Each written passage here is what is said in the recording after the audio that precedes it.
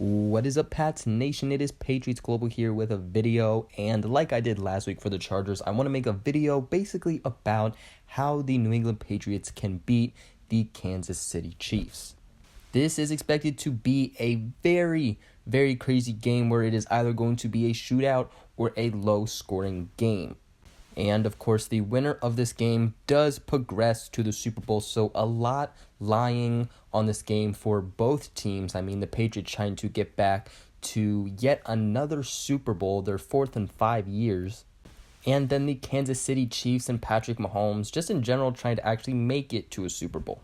So what New England's got to do first is, in general actually, is they got to start fast. They cannot go 3 and out. They cannot come just putting a field goal up on the board. They got to start out strong. They got to go and get a touchdown on that first offensive drive. Last week versus the Chargers, we saw the Patriots win the coin toss, and they actually elected to receive the ball. Now, that is because they wanted to get on the board first, and they wanted to start off fast, and that ended up being a good choice by Bill Belichick.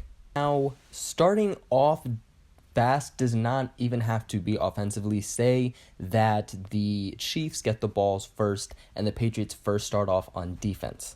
New England still has to start off fast, whether it's offense or defense. Now, defense, they can start off fast by forcing a 3 and out. It doesn't matter what side of the ball we're on, we got to start off fast and we got to get on the board first. So the next way that the Patriots can beat the Chiefs is by establishing a run game, and this is something that if you've really heard anything about this game, then you've heard about the run game. The Chiefs have been pretty terrible at stopping the run this season, and the Patriots have actually been quite good at moving the ball on the field. Now, with that being said, the Chiefs definitely do not play as good defensive-wise when they are traveling, but when they are at home, their defense is a lot better. Now, I'm not saying that they have a top 10 defense even when they're at home, but they definitely statistically have a better defense. Now, more specifically, what you got to watch is that defensive line. Although guys like Eric Berry are coming back, they definitely do not have a great secondary, and Tom Brady has got to take advantage of that. He's going to try to get the ball out of his hands fast because of that defensive line. So in the end, hopefully he can take advantage of that poor secondary that the Chiefs have. Establishing a run game is important for many different reasons. I mean, just one of the reasons is it keeps some pressure off of Tom Brady. Now, the weather has been changing so much between, below freezing to 20 degrees, now 30 degrees. We really don't know what the temperature is going to be. Either way, it's going to be cold. So take some of that pressure off of Tom Brady, get a run game established, keep Patrick Mahomes off the field. Now, that is something that we saw earlier this season when the Patriots played the Chiefs. Is New England really tried to establish a run game. It was very touchy at times, but in the end they did do it, and that's a big reason why they won the game. Like they did against the Chargers, New England has got to stay on the field as long as they can, but with that being said, while they're on the field, they do have to get points. Now, obviously, Patrick Mahomes is a lot better than, say, Phillip Rivers is, and I mean that more talent-wise. You're not going to see Phillip Rivers making the throws that Patrick Mahomes is. Patrick Mahomes can get a 99-yard touchdown in one play.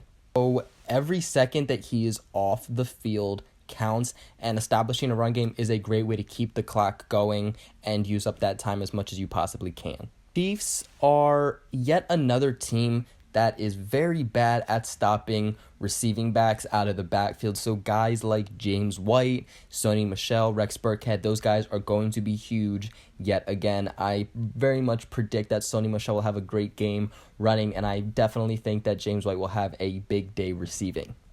Okay, so next up that New England has to do is limit Tyreek Hill, and this is a given. I mean, just like establishing a run game, that's obviously a given, but limiting Tyreek Hill is a straight up given, and a lot of you have asked me questions both in my DMs, in the comments. Some of you asked me when I went live, as Hill actually went for 12 targets from 7 catches for 142 yards and 3 touchdowns that the Patriots had in the Week 6 matchup. Obviously, New England just does not really know how to stop Tyreek Hill especially last game. But I think what a lot of people don't understand is that if you really pay attention, New England was not trying to stop Tyreek Hill last game. They were really more focusing on Travis Kelce. Bill Belichick is known for taking your top offensive weapon away. And while he did not take Tyreek Hill away last game, which might have been a mistake, for the most part, he did take Travis Kelce away. Now, I definitely think that attention does need to switch to Tyreek Hill. So the question kind of comes is, how should they go about that? Now, when I went live, someone said, I really feel that the Patriots should put Jason McCourty with him and then have safety help from someone like Devin McCourty or Duron Harmon. And with all due respect, I actually highly disagree with that. Now, back in Week 6 when the Patriots and Chiefs played, Tyreek Hill put up those numbers that I previously stated against against Jason McCourty, Duron Harmon, and Devin McCourty. And that's with the safety help. So, in my personal opinion, I do not feel that the Patriots should put Jason McCourty on Tyreek Hill. In my opinion, they should put someone like, you might be guessing it, J.C. Jackson. Now, J.C. Jackson went inactive Week 6 against the Chiefs, so he actually didn't even play that game. Since then, he has become a starter throughout Week 6. Jackson is just so good at preventing big plays. I mean, he hasn't let up a touchdown, and he's allowed just 2 catches all season on deep routes. Not to mention the fact that he would have help over the top from someone like Duron Harmon or Devin McCourty. And you might be wondering, why don't we put Stephon Gilmore on Tyreek Hill? Stephon Gilmore was ranked the best cornerback in the league. Why would we put J.C. Jackson, a rookie, on Tyreek Hill, one of the best wide receivers in the league? Well, like I stated, J.C. Jackson is one of the best corners, especially on this Patriots team, defending go routes and big plays down the field.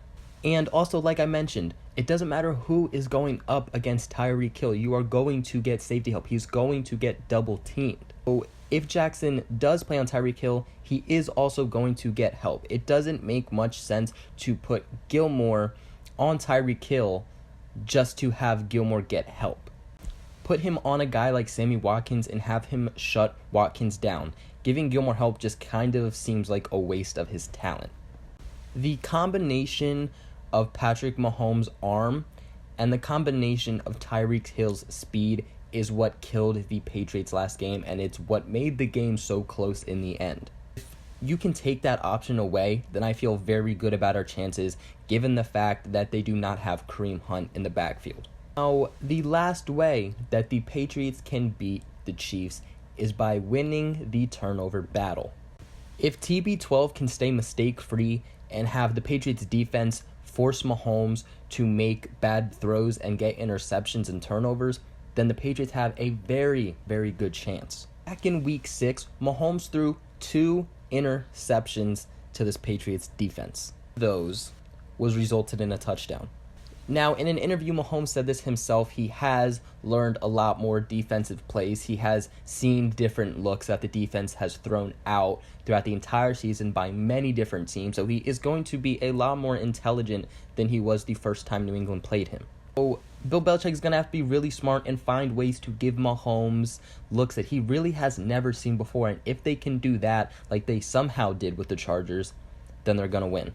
Something I would also like to note is that Patrick Mahomes had issues completing passes and making big throws when the Patriots were playing man-to-man. Now, obviously, he definitely did make some plays, but when the Patriots played a zone coverage, Mahomes had a higher, and I mean way higher, quarterback rating and definitely also had more yards. Now, with that being said, New England, make sure you are constantly playing man-to-man. Now, obviously, you got to switch it up now and then, get some different looks, play a little bit of zone, but for the most part, you have to play man, because if you're playing zone, he's going to take advantage of that. So that is it for today's video. What are your guys' thoughts on what I had to say, and is there any other way that you think New England can beat the Kansas City Chiefs? Let me know in the comments below.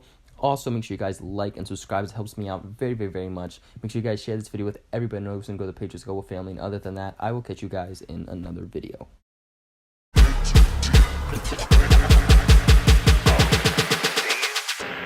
world.